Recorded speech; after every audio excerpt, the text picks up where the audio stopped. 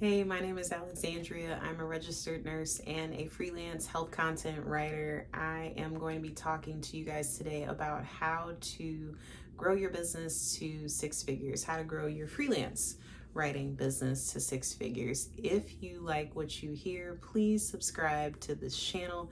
I created this channel with the intent of educating nurses and other healthcare professionals about the world of freelance writing and how easy it may be to get into it. It's an awesome field. So here we go. Growing your business to six figures, one of the recommendations that I have in order to help you do this is goal setting. And that may sound so easy and simplistic, but it's really not. You'd be surprised, or maybe not surprised, by how many people really kind of struggle with setting goals. And sometimes I'm guilty of that too. Sometimes I'll get all the way up to the finish line and won't cross because I'm afraid of what's on the other side.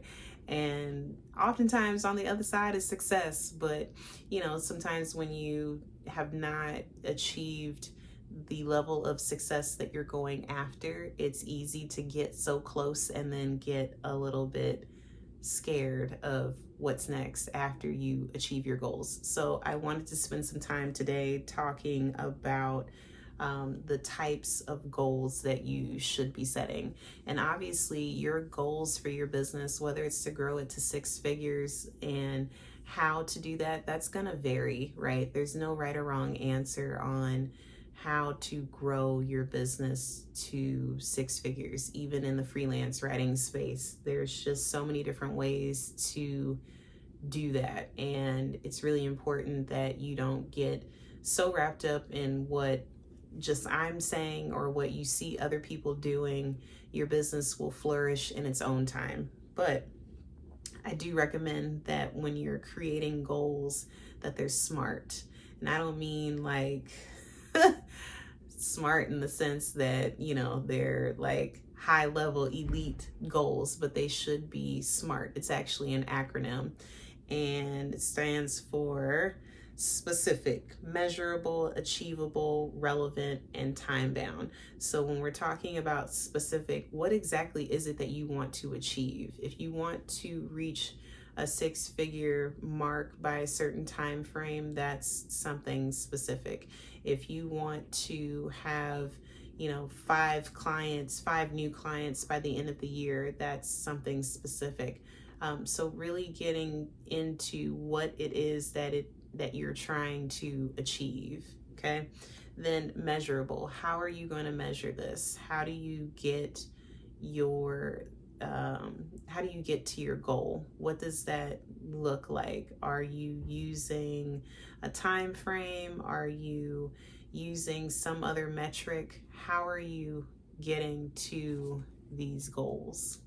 You may also be measuring your goals through things like revenue or hitting a certain mark with production or with marketing.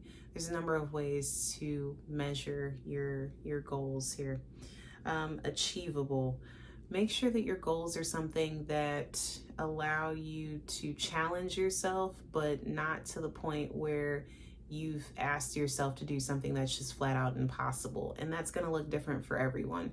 If you know that you don't have 30 hours a week to dedicate to a long range task and you're asking yourself to get it done in a couple of weeks, that might be something that's just not achievable in this time frame, and that's okay. But make sure that you are making goals for yourself that are time appropriate and appropriate for where you are in your freelance writing and in your personal and professional careers, because goal setting, you're trying to hit something new that you haven't done before, and that can just take up much more time than you might think it does. And then relevance. So making sure that your goals are aligned with the mission and vision of your brand. What is your brand? Who are you? Why are you a freelance writer? What type of content do you write? What do you want to be known for?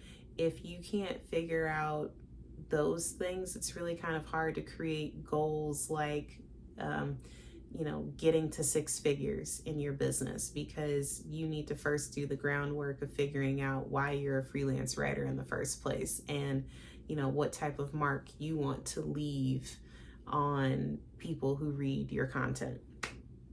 And then finally, time bound. So make sure that you create deadlines. I know quite a few people who get all the way up to the end of a deadline and then extend it. If that is you, be mindful of how often you're doing that, because sometimes you're pushing the goalposts rather than trying to fix the goal and how to achieve it. For more tips on freelance writing, please subscribe to this channel if you like what you hear. You can also follow me on Instagram at Millennial Nursepreneur.